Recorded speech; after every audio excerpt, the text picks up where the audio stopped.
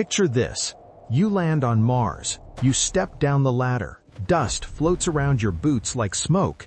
You look up, and the sky is a pale, rusty pink. And in that moment, you realize something terrifying. Mars didn't just change your address. Mars rewrote your body. Not emotionally, not metaphorically, physically. Because the hardest part of a Mars mission isn't the launch. It's not the landing.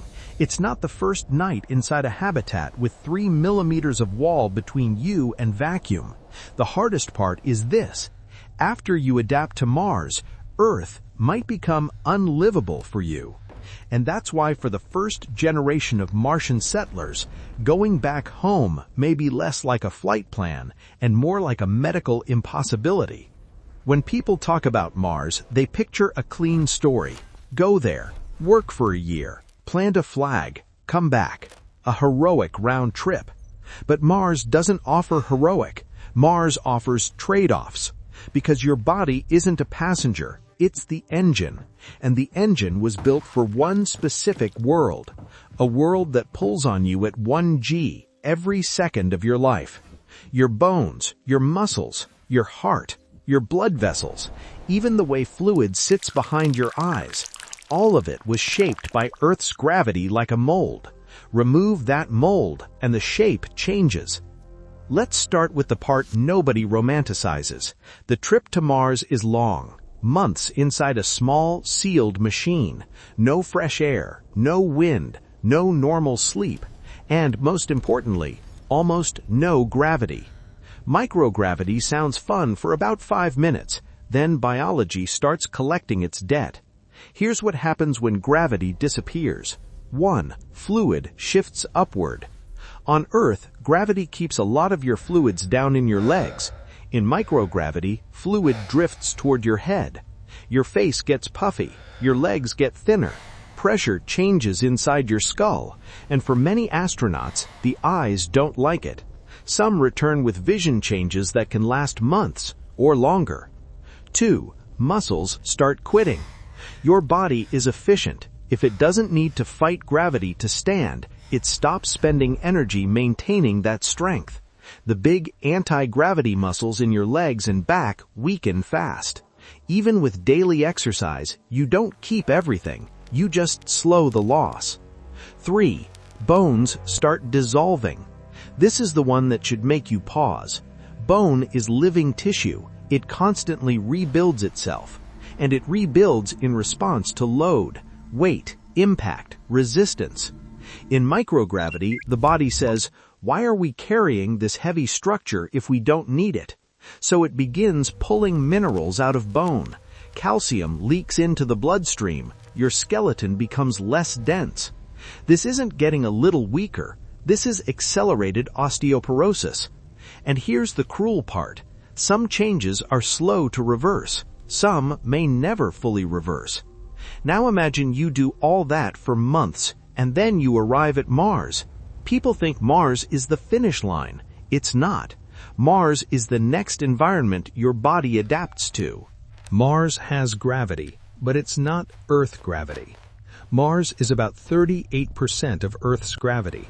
So yes, when you stand on Mars, you feel weight again, but it's a weak version of the force your body evolved under. It's like wearing a backpack your whole life, and then suddenly someone removes most of the weight. Your body relaxes into it because it can. And that's the trap. Because the longer you live in lower gravity, the more your body re-optimizes for it. Your muscles settle into a smaller maintenance level. Your bones stop rebuilding to Earth strength standards. Your cardiovascular system tunes itself for an easier workload. Your heart doesn't need to fight 1 G to push blood upward. Your blood vessels don't need the same pressure. Your balance system doesn't need the same calibration. You become, slowly, quietly, more Martian. Not in your soul, in your structure. And then one day someone says, okay, time to go back to Earth. And now you face the most brutal re-entry of your life, not through the atmosphere, through gravity. Coming back to Earth means months in microgravity again, then re-entry, then suddenly 1 G, full gravity. And if you've spent a long time away, especially if you've lived on Mars, Earth gravity won't feel normal. It can feel like being pinned. Your heart has to work harder instantly. Blood wants to pool in your legs again. Your blood pressure can crash. You can faint just trying to stand.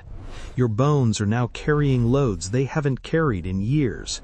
Your muscles are being asked to do a job they've been training for at a discount. And here's where the nightmare becomes real. If your bones have weakened enough, the risk of fractures rises. If your muscles have weakened enough, you may struggle to walk. If your balance system has drifted enough, simple movement becomes exhausting. Could you recover? Maybe. Partially, with intense rehab. But maybe is not the word you want attached to a mission plan. Because Mars isn't a 10-day space station visit. A real Mars mission isn't a trip, it's a new chapter of biology. There's another issue that sounds small until it isn't. Your spine changes in microgravity. On Earth, gravity compresses your spine. In microgravity, the compression disappears. Astronauts can grow a little taller in space. Cute fact. Except the spine can also become more vulnerable. Back pain is common. Discs behave differently. And when you return to gravity, you're asking that system to reload suddenly.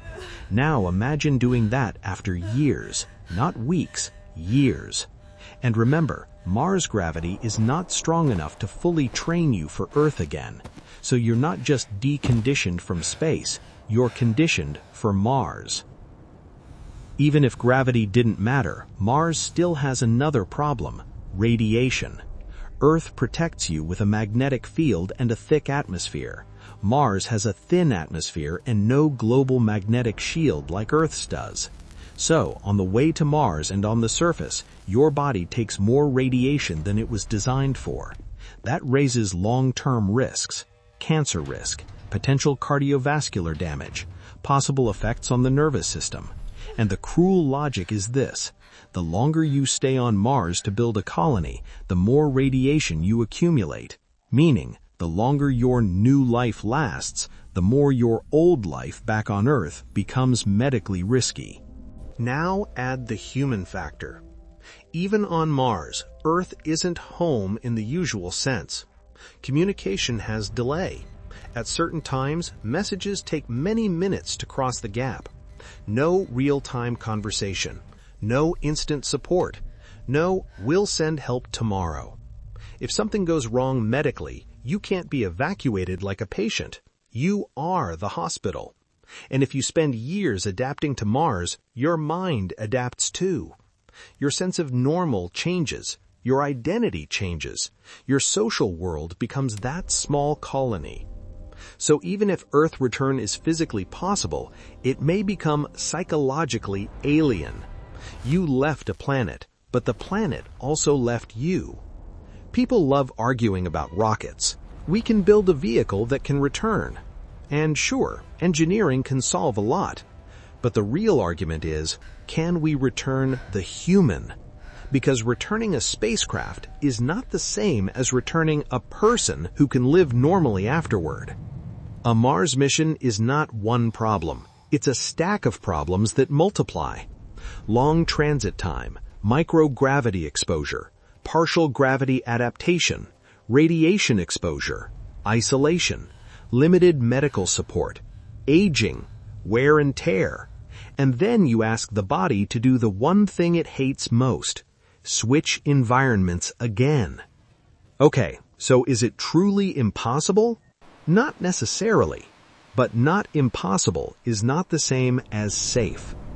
Here are the big ideas people talk about. 1. Artificial gravity. Spin the spacecraft. Create centrifugal force that mimics gravity. Even partial artificial gravity could reduce muscle and bone loss. But we haven't done it at real mission scale. We don't know the best rotation rate. We don't know the long-term side effects. And building it adds mass, complexity, and risk. 2. Better countermeasures. Exercise already helps. Nutrition helps.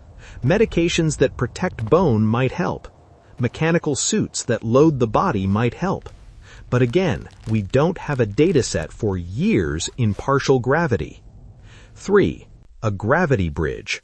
Some propose people returning from Mars might spend time in orbiting habitats with adjustable gravity, a gradual reconditioning step between Mars and Earth.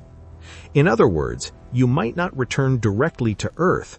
You might have to relearn Earth first. And even then, it's not guaranteed, because biology is complicated, and the first settlers will be the experiment. So, when I say anyone who goes to Mars will never come back to Earth, I'm not saying every single person is doomed. I'm saying this. For the earliest missions, returning might be so medically uncertain, so expensive, so risky, that it stops being part of the plan. Not because we can't build the ship, because the human body is not designed to do this twice. Earth to microgravity, to Mars, to microgravity, to Earth. That's not a journey. That's a stress test for an organism built for one planet.